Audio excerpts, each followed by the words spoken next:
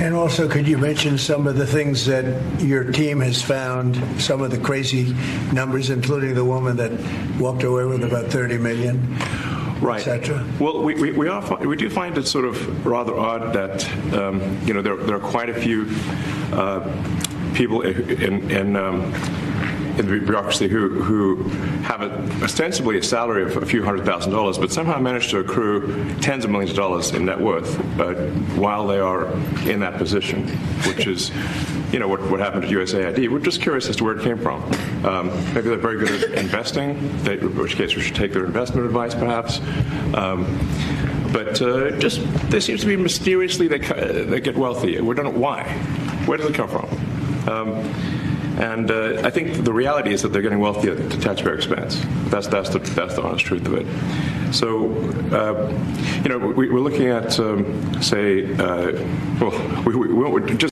If this were any other administration, it would just feel like more empty promises, more rhetoric, but this feels real, considering everything that DOGE has discovered so far, from USAID to firing FEMA employees for spending $59 million on illegal immigrants to house them in luxury hotels in New York City, to woke grants to fund DEI, woke musicals in Ireland. I'm excited to see what DOGE uncovers next when they investigate these bureaucrats. Personally, I hope they take a look into Nancy Pelosi, who somehow has a net worth of $114 million.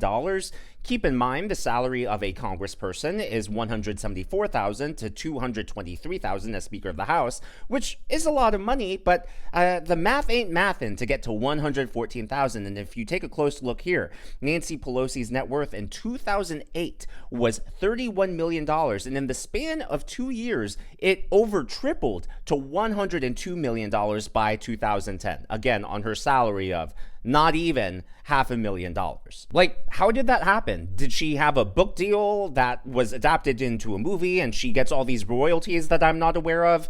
Did she sing backup vocals for Taylor Swift and Lady Gaga when they went on tours? How did that happen?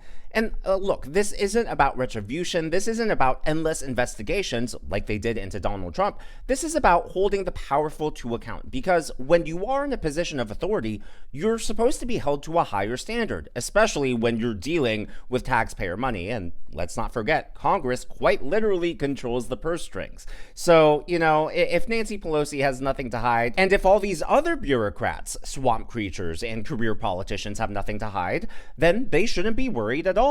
But what's been happening is there's been this disproportionate outrage to Musk. There's been this disproportionate worry and panic over DOGE compared to Donald Trump.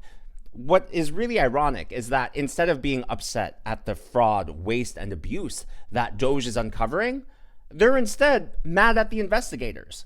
They should be upset that taxpayer money is being wasted and spent willy-nilly, but instead they're trying to attack Elon Musk. Why is that? Does that not imply that perhaps there is something to hide? Now, during this press briefing in the Oval Office, Elon Musk revealed one of the best examples yet of not only government inefficiency, but government hypocrisy. The most number of people that could retire possibly in a month is 10,000. We're like, well, why is that? Well, because all the retirement paperwork is manual on paper. It's manually calculated, then written down on a piece of paper. Then it goes down a mine. And like, what do you mean a mine? Like, yeah, there's a limestone mine where we store all the retirement paperwork. And you look at a picture of this mine. We'll post some pictures afterwards. And this mine looks like something out of the 50s because it was started in 1955. So it looks like it's like a time warp. And then the speed, then the limiting factor is the speed at which the mine shaft elevator can move determines how many people can retire from the federal government. And the elevator breaks down sometimes, and then nobody can retire. Doesn't that sound crazy? There's like 1,000 people that work on this.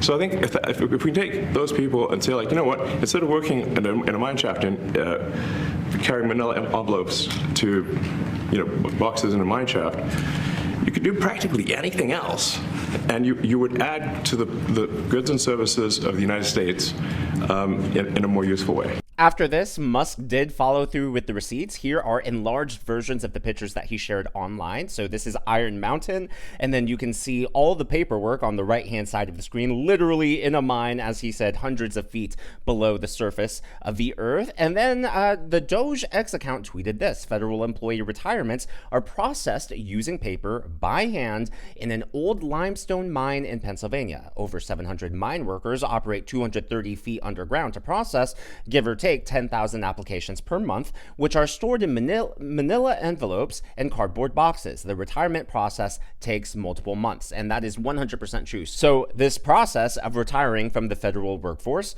again, I think it proves two things. Number one, inefficiency, and number two, hypocrisy. I am honestly shocked that they haven't digitized any of this process at all. Every single step is done by hand. They're not even faxing the paperwork from one location to the next. It is literally transported physically down the line, down that mineshaft elevator. Elon Musk talked about the process taking several months. Well, I checked in with the Federal News Network, and that is accurate. This chart you're seeing on your screen. So the column on the left-hand side refers to the month and the year. The claims are how many people are putting in a claim to retire that year, to make sure they get all their benefits, to get that paperwork started. The claims process refers to how many of those claims have actually been completed. But here's what's really surprising: this inventory column. So this refers to how many claims are still outstanding, or how many claims are still in the queue. So their goal is to have 13,000 unprocessed or unfinished claims in any given month. And then what's even worse than that is the average processing time. So October 2023, that very first row, the average processing time for a claim in that month was 73 days. Once you put in your request to retire and get all your benefits and just get it all taken care of, it takes over 2 months. And largely because that process is done in person. So again, inefficiency. But why hypocrisy? What is so hypocritical about using paper? Well, one of the largest arguments for why they haven't digitized this is because they want to avoid any type of fraud. They want to avoid any type of hacking. They want to make sure that they have a very clear paper trail so that federal employees get their benefits for the rest of their life. And I'm not begrudging them that, but I'm just saying, you know, if you think paper is the most secure way, and if that's what you're using for federal bureaucrats and federal employees, why don't we use that for elections? Why don't we use that for our ballots? Why do we trust computerized systems? I mean, if they're so secure, if they can't be hacked, then why not simplify the process, which is obviously inefficient? Many of the government's defenders are already coming to social media. Here's just one. This is Iron Mountain. They take data security seriously. That's why all the documents are hard files stored in a mountain. There's no way to hack the information, and other than the front door, you're not getting in. I don't care how long the process takes. Hypocrisy. Need I say more? Like, you get the point. Also, after the wildfires in California, unless paper is now miraculously fireproof, are they not worried about an incident setting all of that up in flame? Is there a backup copy? You know, with digital files, you can at least have multiple backup copies, different servers throughout the world, unless they're, you know, I get the Democrats are all about stopping global warming and saving all the trees, but unless they're creating multiple physical paper copies of all of those documents, a single file could wipe all of that out. What would the government do then? Now, one of the things I like about this administration is just how transparent and accessible they are to the press.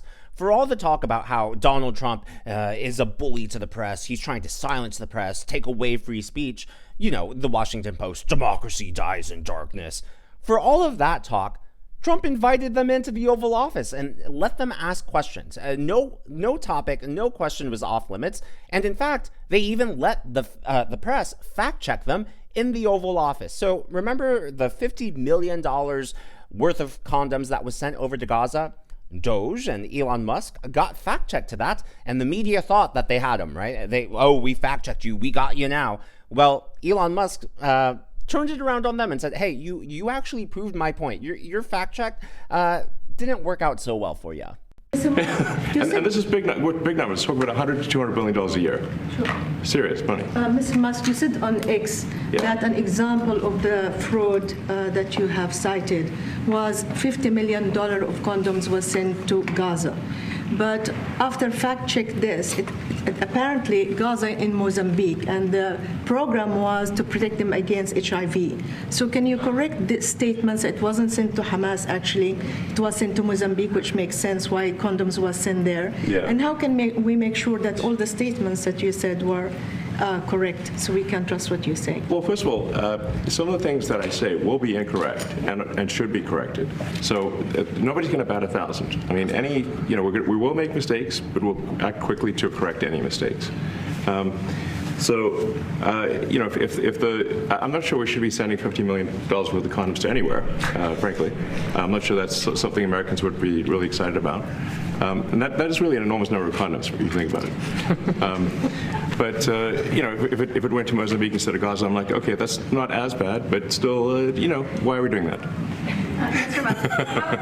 Again, that moment wasn't scripted, totally off the cuff, and it proves that this administration is trying the best they can to be transparent. And they're not, like Elon Musk said right there, they're not perfect. They're not pretending to be perfect. Unlike Joe Biden, where everything was scripted, everything was choreographed, it was one big giant production, just like Kamala Harris's campaign, and we all know how that turned out for her. Well, over on CNN, they weren't happy about this transparency. You would think that they would be happy that Trump and Musk are being accessible to the press, especially after the last 4 years. Did they just forget that Joe Biden hid from them, refused to take their questions, or pre-approved their questions? You would think that they would be so thankful now to have an administration that is welcoming them in, literally to the Oval Office with open arms. But that is not how they covered this on CNN. Who was the one standing, taking most of the questions, having the president in this odd, jarring setting, looking up to him? Well, it was Elon. This was Musk's first press conference since Trump's election, and he took over. Trump literally, in all these images, kind of looked like he'd been pushed off to the side because Elon was the center of it. I mean, at times, Trump seemed annoyed. I mean, it wasn't just that Musk dominated. He did speak for about 20 of the 32 minutes. So about 63.5%, if you're counting of the time. It was that Musk physically owned the entire event. He and his child were the center of the attention. Why was Musk talking? Because Musk is charging up Doge. Why, talk about efficiency. Why not talk to the man who is in charge of that process rather than the person who is above him, managing? Hello, CNN. It's not as if Musk was talking about foreign affairs. It's not as if Musk was talking about the economy. It's not as if Musk was talking about education. They were talking about Doge. And so, yes, he did a lot of the talking. That doesn't mean anything. That doesn't mean that he's the actual president and Trump is the shadow. What are you trying to imply? What was your whole CNN? Just do better, please. But as always, all of that is just my analysis and commentary. That is what's going on in the world of politics from my point of view, and I would love to hear from you. So, as far as the retirement process goes, what do you think about that? Inefficient, hypocritical, all of the above? Do you think there's a reason they use paper? And do you agree with that reason for, just making sure it doesn't get hacked and making sure that those are preserved for all time? Or do you share my concerns about a fire? I don't know. Maybe they have a system that sucks out all the oxygen. Sorry for all the 700 people under the mountain. I mean, really, 2025, none of the process is digitized? I find that really hard to believe. If you haven't already, please be sure to give me a thumbs up. I know it's a simple thing to ask, but it really does help me reach more viewers like you in the algorithm. Be sure to smash that subscribe button and to check out one of these videos.